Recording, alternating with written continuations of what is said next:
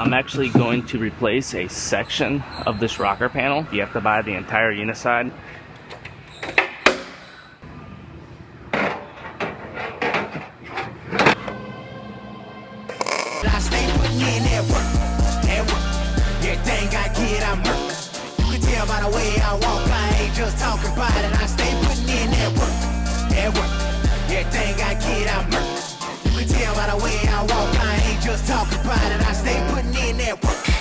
I'm up in the morning like 5 in the morning, I'm already on. So when you just getting out of the... I have a Chevy Malibu here. This one has this rocker panel damage down here, completely crushed. So I'm actually going to replace a section of this rocker panel. However, they don't just sell the rocker panel by itself. You have to buy the entire uniside. That's just how they stamp it and how they sell it. They don't sell it in portions. But luckily, they have procedures to section this in, and I've already measured this out. They had me come 90 millimeters in front of this third hole right here. So that's going to be my rear section joint. Then they had me measure 115 millimeters down from right here. That's going to be that joint. Then on the front section, they actually didn't have a measurement. They said you could go anywhere in the flat part of the rocker panel. So I'm probably going to go just past this damage. I'll probably go right about here. And that'll be my rocker section.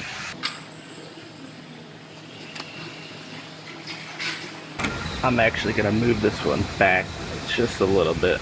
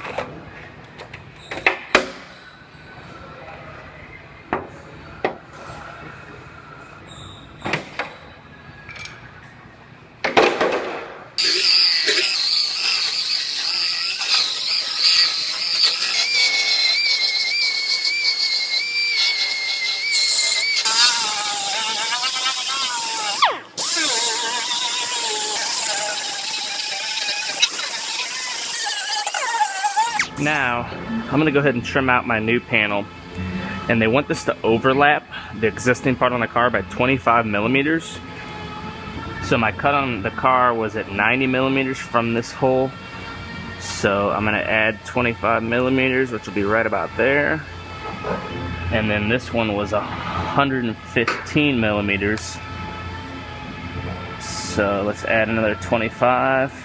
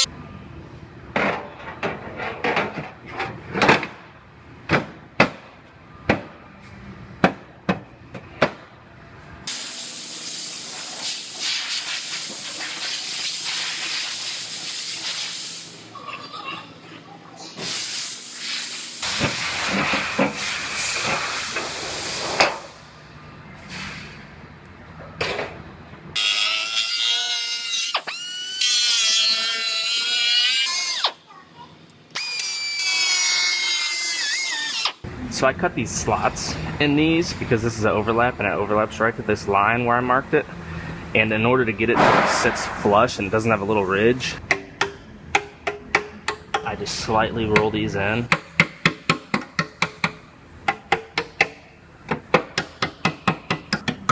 And it works out perfect this way.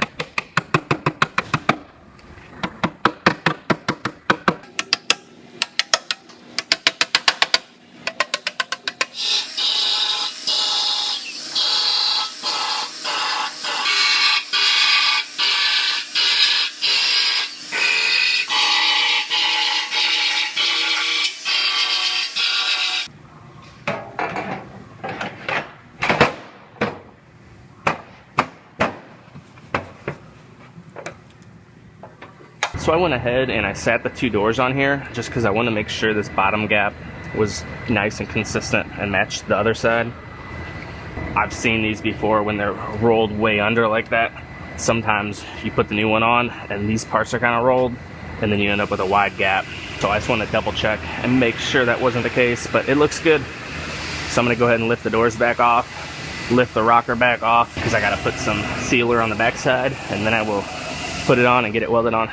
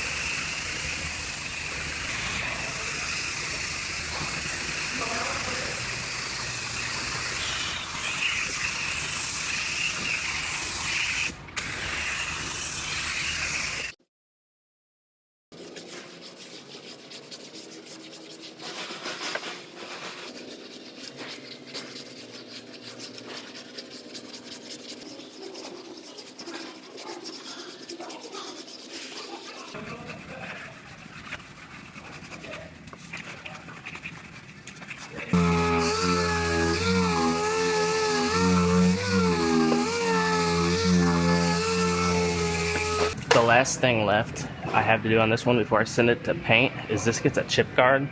Basically the whole bottom of this rocker down has a chip guard, which is basically just a thick texture that helps prevent rocks from coming up and chipping it. So I'm going to scuff this up.